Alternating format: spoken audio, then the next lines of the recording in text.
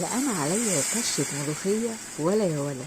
هنعمل النهاردة مع بعض احلى طاجن ملوخية بلون زاهي وطعم تحفة وقوام مثالي ولا احلى من كده. هعلمكم ازاي الملوخية ما تسودش منكم، وكمان يفضل لونها زاهي بالشكل ده لحد ما تقعد عندكم لتاني يوم وهي تفضل بالجمال ده. وكمان هنعمل مع بعض فراخ مشوية في الفرن وعليها توبنج صوص من فوق خطير. شايفين اللون واللمعة بتاعت الفراخ قد ايه هي جوسي من جوه وطريه ولحمها ابيض ودايب، وفي نفس الوقت من فوق الوش مشويه ولونها حلو قوي قوي قوي زي ما انتم شايفين. الملوخيه والفراخ طالعين حكايه. هنعمل معاهم حله رز بالشعريه مفلفل وتحفه جدا. يلا بينا نبتدي وصفتنا. اول حاجه معايا هنا حله على النار، وزي ما انتم شايفين حطينا معلقتين من الزيت. معلقتين الزيت دول بيفرقوا جدا جدا في الرز يا جماعه، بيدوله لمعه وفلفله. حطينا الشعريه وحمرناها ونزلنا عليها بالرز المغسول ومتصفي، وهنقلب الرز مع الشعريه زي ما انتم شايفين كده. نديله تقليبه حلوه محترمه علشان الرز ينزل كل السوائل اللي فيه. بعد كده نزلنا بالميه، والميه عددها عدد الرز، يعني لو 4 كوبايات رز عليهم 4 كوبايات من الميه.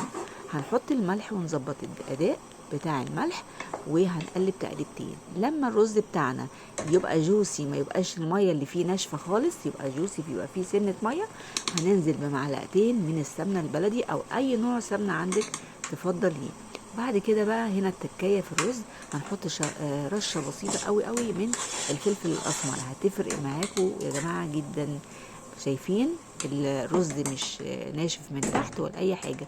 الحله بسم الله ما شاء الله ما فيهاش رزايه ناشفه فيها. هنخلي الرز على جنب يعيش حياته على نار هاديه جدا. وتعالوا نشوف الخطوه اللي بعد كده. حله على النار هننزل عليها بمعلقتين من السمنه، ونزلت بالمنكهات بتاعتي ايوه على السمنه على طول. ورق لورا وحبهان، وعلى طول كده لازم طبعا السمنه تكون سخنه في الحله، والحله تكون سخنه جدا. هنزل بالفراخ اللي هي اساسا كنت انا غسلاها وحطاها في محلول نقع ومصفياها. اديتها صدمه من تحت وانا برش عليها دلوقتي ملح وفلفل اسمر من فوق الوش. هقلبها بقى على الجنبة التانية زي ما انتم شايفين كده. طب ليه بنعمل الخطوة دي؟ الخطوة دي بتعزز طعم الفراخ جدا جدا. مش لازم تحمريها قوي، المهم ان انت بتديها صدمة على الجنبين. بعد كده بننزل بالمية، ويفضل المية تكون سخنة.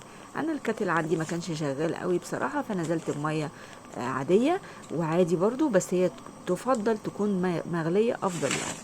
بعد كده هعمل البوكيه جرنيه بتاعي، عبارة عن ايه طماطم وجزر وبصل، وبظبط الملح.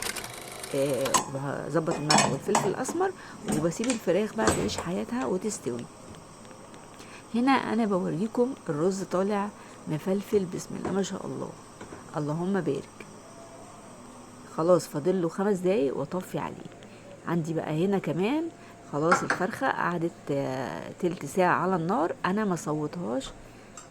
ما سويتهاش تسوية كاملة، ماشي، يعني سبت كده ايه جزء فيها يعتبر مش التسوية الكاملة. التسوية الكاملة هتكملها في الفرن. دلوقتي بقى عندي انا الصينية البايركس بتاعتي، هحط فيها بصل شرايح وطماطم شرايح، وهحط معلقة من السكر، وما تستغربوش عشان احنا عايزين نكرمل البصل. وهحط نص معلقة من الملح ونص معلقة من الفلفل الاسمر. هنقلب الكلام ده كله مع بعضه وهنفرده في قلب البايركس من تحت. تمام. الفرخة بتاعتي دي انا قسمتها كده من النص علشان انا هفتحها زي ما انتوا شايفين الفتحة اللي انتوا شايفينها دي، وهقلبها على بطنها كده. عندي هنا فايض في الطبق شوية من الشوربة هنزلهم برضو عليهم. هعمل بقى التوبنج اللذيذ اللي هينقل الفرخة بتاعتي لحتة تانية، وهيديكي طعم المشوي وشكل المشوي بالظبط. عندي هنا معلقة من العسل الاسود، هحط عليهم معلقتين من الصلصة المعلبة او الصلصة الفريش اللي انت بتعمليها عندك في البيت. وبعد كده هنزل برضو بحوالي كده نص معلقة من الفلفل الاسمر، واقل من نص معلقة من الملح. وعندي هنا بقى المستردة بتاعتي تحفة جدا جدا، هنزل بمعلقة من المستردة، هتدي طعم حلو قوي. لو عندك صويا صوص حطي، هحط كمان معلقتين 3 من الزيت. هقلب الكلام ده كله مع بعضه. تمام، تقليبه حلوه كده، وبالفرشه ابتدي افرش الفراخ بتاعتي من فوق الوش. طبعا الفراخ هنا كان ناقصها سيكه كده من التسويه. وعندي هنا البصل والطماطم اللي انا حطاهم كأرضية من تحت. حاطه لهم معلقه من السكر ومعلقه من الملح ومعلقه فلفل اسمر.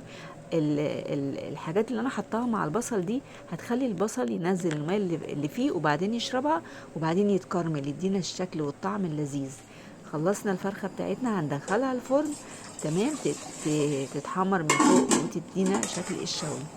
تمام، مش هتاخد وقت في الفرن، يعني كبرها حوالي كده تلت ساعه. هنا بقى هنعمل الملوخيه. خدنا جزء من الشوربه، حطيناها في الحله زي ما انتم شايفين كده. واول الشوربه ما غليت، لازم يا جماعه الشوربه تغلي كويس جدا. نزلت بمعلقه من الصلصه ومعلقه من السكر، وقلبت الكلام ده كله مع بعضه. وبعد كده نزلت بالملوخيه. الملوخيه ما تتقلبش بمعلقه ولا تتقلب بسباتيولا، الملوخيه تتقلب بالمضرب اليدوي اللي انتم شايفينه كده، لان بتبقى متكتله، فاللي بيفكها المضرب. هنقلب بيه كده تقلبتين، وما نطولش في التقليب، وما نطولش كمان في وجود الملوخيه على النار. يبقى هنا اول حاجه مهمه، لازم الشوربه تكون مغليه جدا جدا قبل ما تسقطي الملوخيه عليها. تاني حاجه، تاني تكايه، ما نقلبش كتير وما نسيبهاش كتير على النار. حطينا الملوخيه على جنب، وعندي هنا الطاجن بقى بتاعي اللي هيخلي الملوخيه رايحه في حته تانيه، ويحافظ على سخونيه الملوخيه انها تفضل وقت طويل سخنه. الطاجن ده انا دخلته الفرن يتسخن فتره كده حوالي 10 دقايق، وبعد كده جبته على عين البوتاجاز. حطيت له الخلطه بتاعه التقليه، وهي ملح وفلفل وثوم وشويه فلفل اسمر، وحمرت التقليه ديت حلوه قوي. لازم تحمريها جامد، تديكي اللون البني العسلي ده، وبعدين تنزلي عليها بالملوخيه.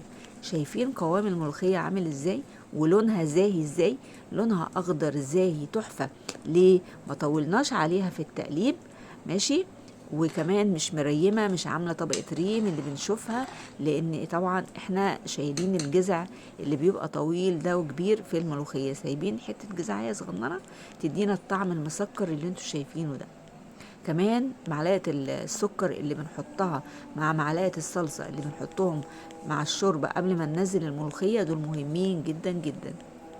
انا هنا خلصت الفيديو بتاعي، يا رب الفيديو ينال اعجابكم. عايزاكم تعيشوا اللحظه مع شكل الفراخ المشويه اللي طالعه ولا اروع من كده، طريه وبيضه وقشطه من جوه وتحفه، ومحمره عاطيه اللون اللي هو الجولد ده، اللي احمر على اصفر على لون الشوي الحلو من فوق الوش.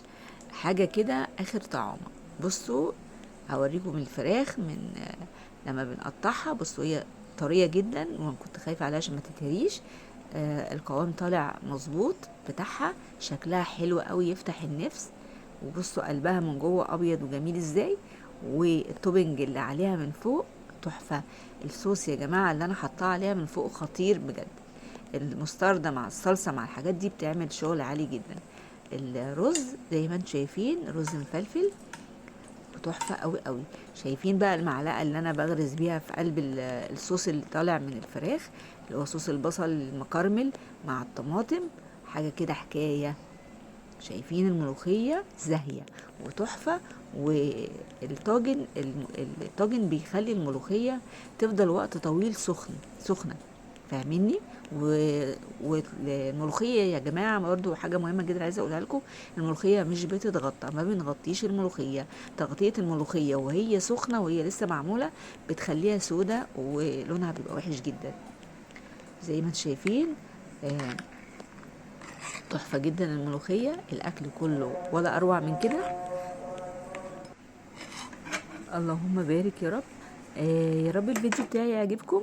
كنت معاكم عزة سعيد من مطبخ وصفة، واسيبكم على خير، باي باي.